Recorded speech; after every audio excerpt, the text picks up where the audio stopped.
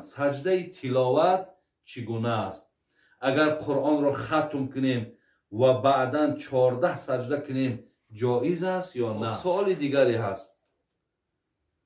بابای حاجی، اگر از راه پول یابی برای تو حلال است یا حرام؟ ان الحمد لله نحمده و نستعینه و نستغفره و نعوذ بالله من شرور انفسنا و من سیئات اعمالنا من یهده الله فلا مضل له و من یضلله فلا هادی له اشهد ان لا اله الا الله وحده لا شريك له واشهد ان محمدا عبده و رسوله. السلام علیکم و رحمت الله و برکاته. برادران عزیز و گرامی، من با قسمی گویم دویمی برنامه، یعنی با سوال و جواب های شما میگذارم. پیش از آنی که انشاءالله باز چند سوال شما را جواب گویم، بسیار همون مصرع‌های بلندی حضرت مولانا جلال الدین رومی به ذهنم آمد که حضرت می گفت خواهی که در این زمانه فرد گردی یا در ره دین صاحب درد گردی، این را بجوز از صحبت مردان مطلب، مرد گردی چو گردی مرد گردی.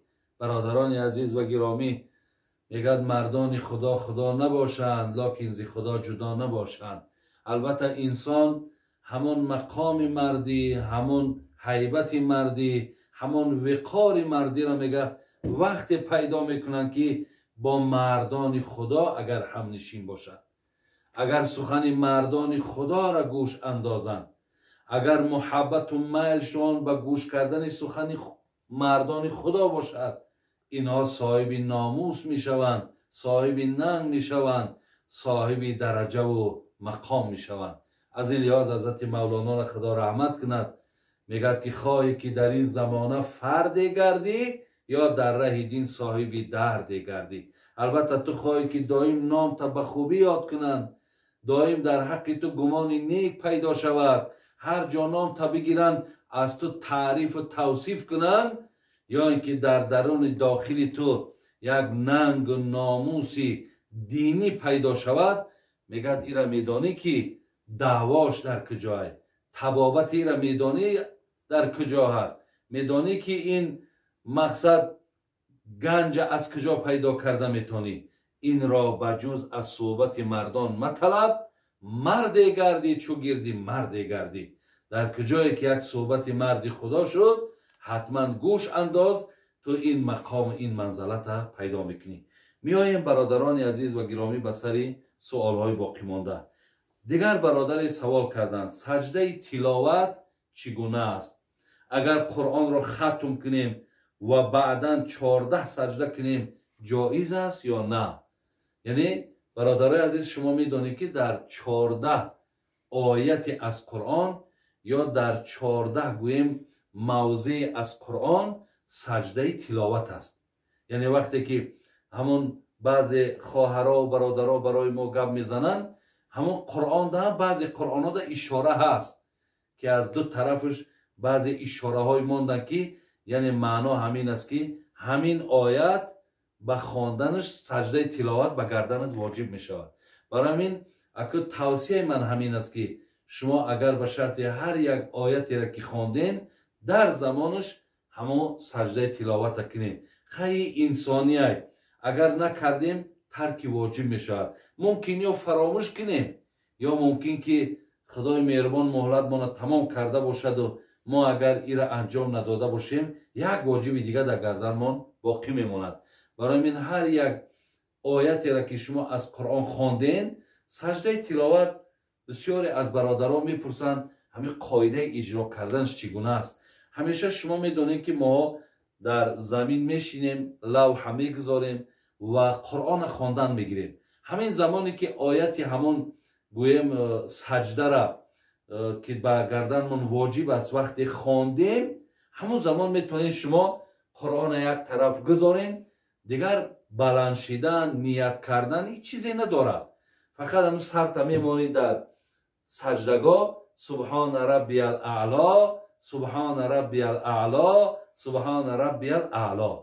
تمام سر میبرداری با قرآن در پیشت میمانی و با دوامش خوانده رفتن میگیری. دیگر این سلام ندارد، این نیت ندارد و این دعا هم ندارد. اگه دعاهاش هم عزیزای خدا سجدت للرحمانی و آمنت بالرحمانی فغفر لی ذنوبی، همین خیلی دعاها آوردن. خیلی دعا هم که کنی زیان ندارد ولی ترکش هم که کنی زیانه. مقصد فقط سجده، همین یک سجده میکنی و با قرآن در پیش میمانی دوام داده رفتن میگیری. خب سوال دیگری هست. بابای حاجی اگر از راه پول یابی برای تو حلال است یا حرام؟ برادر عزیز و گرامی، البته این حالت هم گاه در انسان می شود. هر مبلغی را که شما اگر وقتی که از راه یافتین وای مبلغ شما نیست، شما را در گردنتون شریعت وادار کرده است که همین مبلغ معین نگین. اگر تو مثال 1000 سامانی یافته باشی و در هر جا شرط نیست که گویی من 1000 سامانی یافتم، فقط میگویی برادرای عزیز من یک مقدار مبلغ یافتم. اگر کسی یگان مبلغی را گم کرده باشد بیاید برای من همون نشانهاش بگد، همون چی مقدار است مقدارش معین کند، انشاءالله تو سوما باید که با او کس پرداخت کنی. اگر به شرط کسی برای سراغ همین نآمد، اگر سالها هم که گذرد، این پول برادر عزیز در دست تو یک مبلغی بگیم نفری بیگانه در دست تو این باقی هست، برای این مبلغی تو نیست.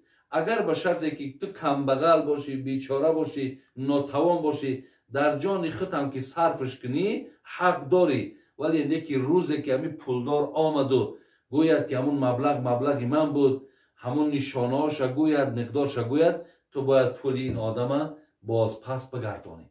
یا اینکه اگر خودت شرایط دار باشی ایره در یگان جو صدقه کنون، ولی پگا اگر همین پولدارها به سری پولشون که آمدن تو ضامنی، تو باید پول اینها را بگردانی. این از قاعده ای از راه پول یافتن.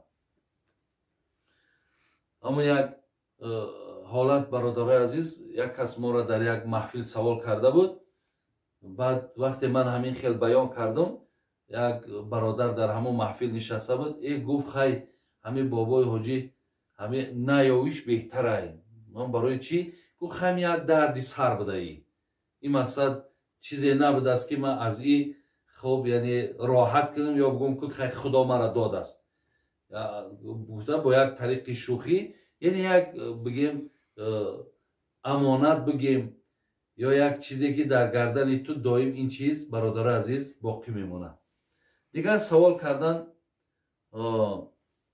بابای حاجی من 2 مراتبه جراحی کردم. این کدام خواهری هست سوال کردن.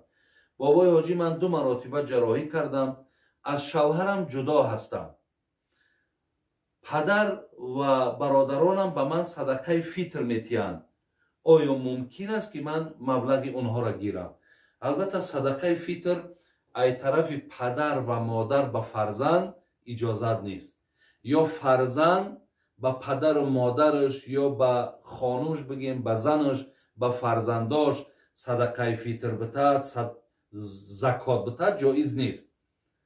ولی اگر به شرط برادرها اگر آورده تیان، مثال برادر به برادر میتد یا خواهر به برادرش میتد یا برادرها به خواهر میتد، این بین برادرها و خواهرها اجازت از امکان دارد، ولی بین پدر و فرزند یکی صدقه فطر یکی زکات اینها اجازت نیستند. دیگر سوال گفتن من در جوانی نمازهایم را قضا کردم، فقط فرضاش خوانم یا که ویتر را هم قضا کنم؟ برادران عزیز و گرامی، در مذهب امام ابو حنیفه رحمت الله علیه نمازهایی که از ما نخواندیمشان آنها در گردنمان واجبند. برای همین در گردن ما واجب است که فرضها البته ادا کرده شوند. همچنان نماز سه رکعت ویتر که در مذهب خودمان حکم واجب داره، این را هم مجتهدای مذهب ابو حنیفه برادران گفتن که این هم قضا داشتن در کار. بسیاری از برادران میگن که انا حاجی بابا شما فقط میگین مذهب امام ابو حنیفه یا ابو حنیفه گفته است. برادرای عزیز، من این را با گوش شما برای چی سخن ابو حنیفه میارم؟ فرق ندارد من گویم امام مالی گفت، امام شافعی گفت یا امام احمد حنبل گفت. من برای این سخن اینها را میارم که شما یکمش که دانین در کدام مذهب چگونه است، دویم بدانین که این صاحبای مذهب برادر همه منشأ و همه استدلالشون و همه دلیلشون از قرآن حدیث است. برای همین دیگر شرط نیست که من گویم که حدیثی را یا آیتی را برای شما بیارم. یعنی اینها ای را آوردن، در زیرش همین مسئله را گذاشتن، من به سمع شما میرسانم. انشاءالله یک خدا خواهد برنامه دیگری هم گویم برای شما در باب سوال جواب میکنم. بعداً خدای مهربان اگر نصیب کرده باشد برای شما بعضی حدیث های دیگر هم مقصد معنا میکنم. همش مقصد همین است که خواهرها و مادرها و برادرها تا شما گوش اندازین و از این مسئله و از این سخنها استفاده برین تا دنیا و آخرت ما و شما زیبا و آباد شود. الله همگی شما را در پناه رحمتش نگاه دارد. سلام علیکم و رحمت الله و برکاته. یک برنامه مسلم پرو هست، همراه از داخل اینترنت بیاین برادر عزیز. در همون مسلم پرو اولی وقت از همون جا میابین، حاضره در اولی وقت 12:25 میگه. شما اگر در همون اولی وقت 12:25 اگر وقتی خالگیتان باشد یا وقتی خراخوریتان باشد همون حالت در خانین دیگه نمازتان قضا نمیشه.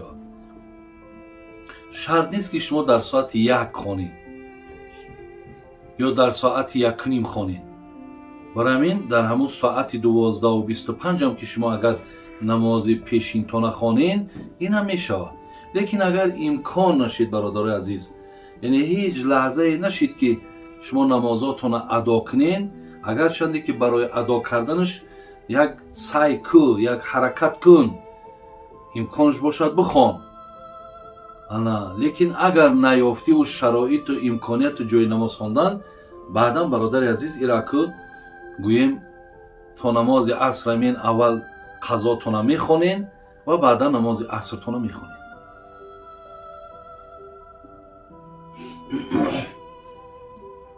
آیا نماز قضایی را در مسجد خوانی می شود؟ بهترش در مسجد نماز قضا نخوانید. و اگر خواندین هم در مسجد در یک گوشه‌اش یک کس هم پرسه که چی نماز میخوانی، نگو نماز قضایی ما میخوانم، زیرا که در کتاب ها میگن یعنی گناه خودت در چشم مردم نشان دادن است. یعنی مردم تو داننده است که ما یک زمان مقصد تماما نمازها نمیخواندم. برای همین بهترش همینه که شما خواندینم نگین که مقصد نماز قضا میخوانم، و اگر نخوانینم بهتر است آمده در خانه‌تون نماز قضایی را خوانین، بهتر میشود. در روزه‌داری مسواک زدن روزه را میشکند نمیشکند؟ اگر از مسواک چوبه ها شما در رمضان استفاده هم برین، روزه های شما باقی است. من برای روی پوش کردن سیر زندگیم در نزد خانواده‌ام دروغ بسیار میگویم، چون که نمیخوام آنها از سیر زندگیم با خبر شوند. من 5 وقت نماز میخوانم، شوهرم را اطاعت میکنم. ما با این فعلم تا چه اندازه پیش خدا گناهگارم.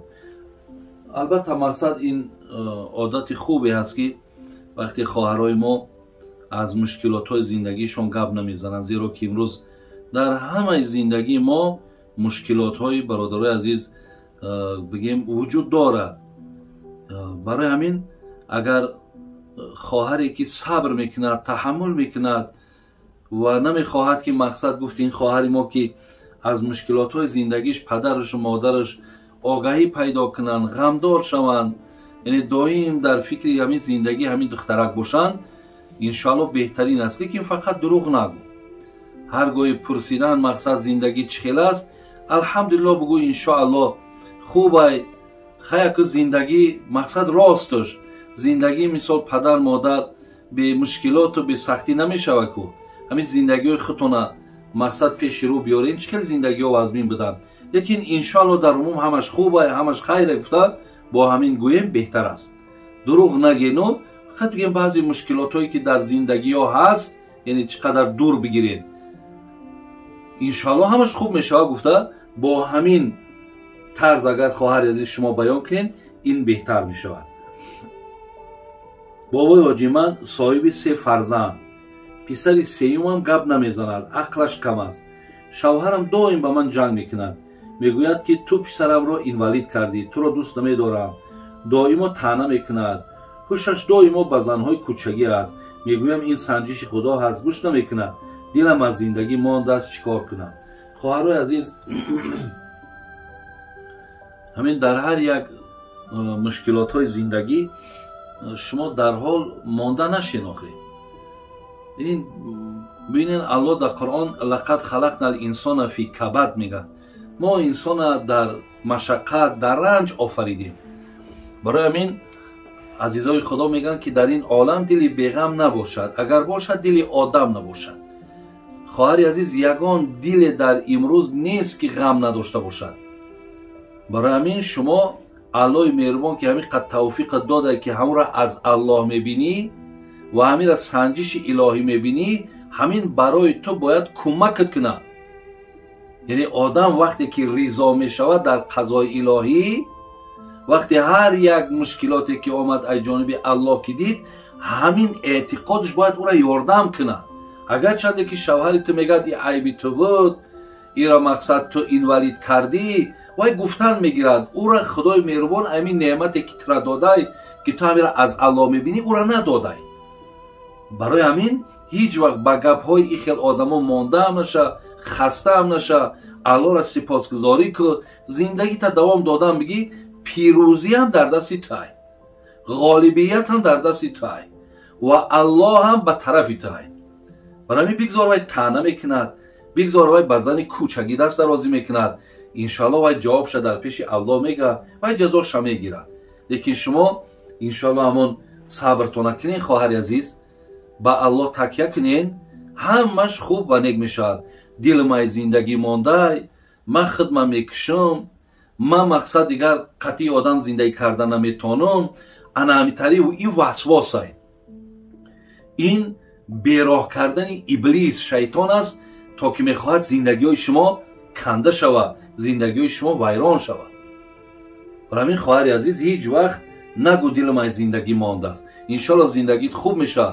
با همین عقیده داره زندگی که زندگی تو را بسیار آسان میکنه. هر کسی که اگر با ایمان، با توفیق، با بگیم اطاعت خدا، با هر چی میه ای نزد الله میبینه، برای این زندگی بسیار آسانه.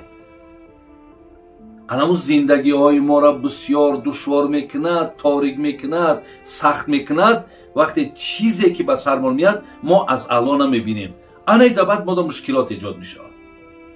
خداوند خواهر عزیز صبرت و الله مهربان فرزندایی که به این حالت روز قیامت که شفاعت کننده میشوند، خداوند شما را ای شفاعتی برخوردار کنه. آمین یا رب العالمین.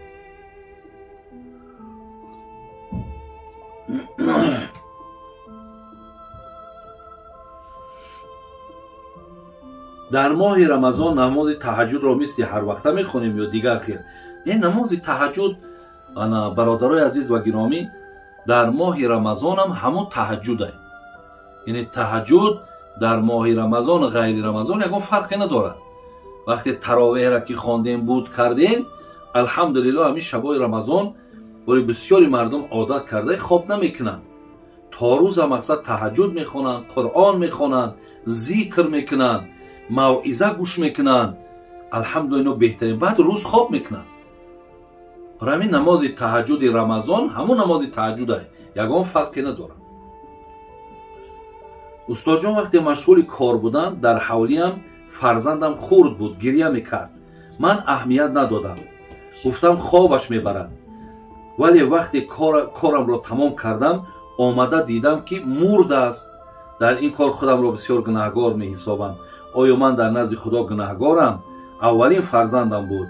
در حقم دعا کنید استاد جان. ان شاء الله برادرای عزیز و گرامی، فرزندایی که در حالت خردی میمیرن، اینها برای پدر و مادر بگیم که یک دستگیر، یک شفاعت کننده در روز قیامت هست.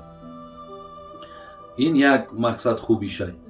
و دیگر این که این حالتی که به سر فرزندی تو آمد، این البته مقصد با یگان عملی خنک نظری از تو نیست. هر یک کودک گریه میکنه. مقصد وقتی اگر منم که مشغولی کار باشم، کودکم که گریه کرد، مقصد چی است؟ میدونم مقصد او برای چی گریه میکنه. کودک و گریه میکنه یا انتظاری میکشه مادرش میاد، ماماش میاد، کس میاد میگیره و من به کار خود مشغول میشم. وقتی آمدی که جانش خدا گرفته، به الله مهربان مقصد با حوالش کو آن چیزی را که الله تو میدانی من نمیدانم، به دادگیت هم شکر، به گرفتگیت هم شکر. برای اینجا شما یگان برادر عزیز گوییم یگان خطای شما نیست، یگان گناه شما نیست. یعنی او را مقصد تا این حد آوردنم این کار شما نبود. برای همین شما در این کار یگان زیقی هم نکنید و انشاءالله فرزند با روز قیامت دست شما را میگیرد. میگویند که اگر از 1 لیتر آب زیاد طهارت کنید، طهارت مکروه میشود. این درسته؟ اگر برادرای عزیز مقصد در زمانهایی که آب حقیقتا دشواری ها بود، مشکلات ها بود، بعد آب طهارت اندازه داشت. یعنی مقصد با 1.5 لیتر، با 1 لیتر مردم طهارت میکردن. اگه امروز الحمدلله رب العالمین که آب فراوان است و ایرا الله مهربان هم خدای مهربان هم برای ما و شما ترحم کرد و این امکانیت ها را که امروز آورده است، خلاص با انا گفتی شما که از 1 لیتر آب زیاد صرف کنیم مکروه باشد، مکروه نیست. فقط مکروه در وقتی می شود که آب بیهوده صرف کنیم. ببین میگه ای خواجه، میگه در لبی جویی هست اسراف آن چی میشویی. اگر چنده که در لبی دریا هم که باشی، فکر نکن که مقصد این قدر آبی که در اختیار من است، من خیلی خواهم همین خیلی طهارت میکنم، لباس میشم. مقصد میگه نه، میگه در همون لبی دریا هم که باشی، میگه حد اندازه را نگه بدار. یعنی در همون جمع اگر از نرمش به معنی که بیهوده بعد از حدی بعد وقتی آب صرف کردی اسراف میشود، اینجا مکروه میشود. لیکن این خیلی نیست که از 1 لیتر زیاد کردیم و مکروه باشد. نه، مکروه نیست انشاءالله. استاد ما در مهاجرت در یک کارخانه شیرینی ها کار میکنیم. در بعضی شیرینی ها پیوه یا عرق میریزند برای میکروب رو کشتن. آیا از این شیرینی خوردن درست است یا نه؟ درست نیست. اگر شما بینید که در همون پیوه میریزند یا عرق میریزند برادرای عزیز، و یا خوردن مقصد همون شیرینی برای شما درست نمیشه. حیوانهای درنده یگان نمود چاروا را از پاش یا گردنش میگزند، ولی همون چاروا زنده است. جایز است که گوشتش را بخوریم. البته جایزه. اگر شما مقصد یک گوسفند یک گرگ میاو، خلاص مثال شکمش میدرونه یا مثال گردنش میخوایه یا یگان پاش میکند، لیکن چاروا زنده است. همین حالت اگر ما بریم ذبحش کنیم، ذبح میکنیم، گردنش میبریم، خیلی زنده است. او دیگه باقی تنه او برای ما و شما حلال است. او یگان مثال جای حرامی ندارد که او را مقصد گرگ گزیده یا شیر گزیده یا یگان درنده دیگر گزیده. برای همین برای ما و شما خوردن او هیچ چیزی ندارد. میکشیم، پوست میکنیم، گوشتکش میشویم، تازه میکنیم، استعمال میکنیم. یکی وقتی بریم که کشته ایشو حالا مقصد مردگی هست، یا حالا او حرام شدگی، او را حق خوردن دیگه نداره.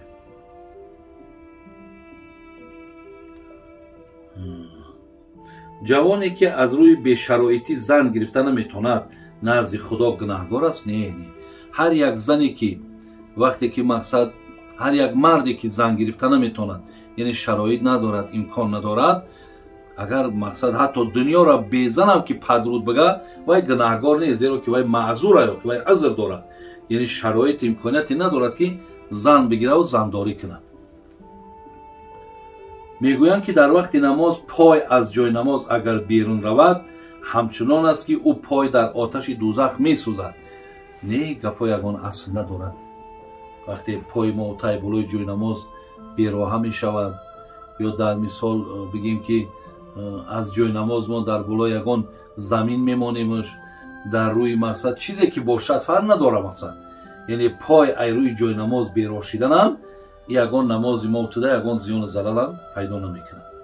یک برادر میگوید که قبر کنی بسیار ضرر دارد، من در روسیه قبر میکنم، آیا این درست است؟ یگان ضرر ندارد. هر کسی که قبر میکند، علاوه خصوص بچه‌هایی که در مهاجرت شما اگر در قبر کنی مشغول باشین، این کار کاری ثواب است، این کار کاری گناه نیست.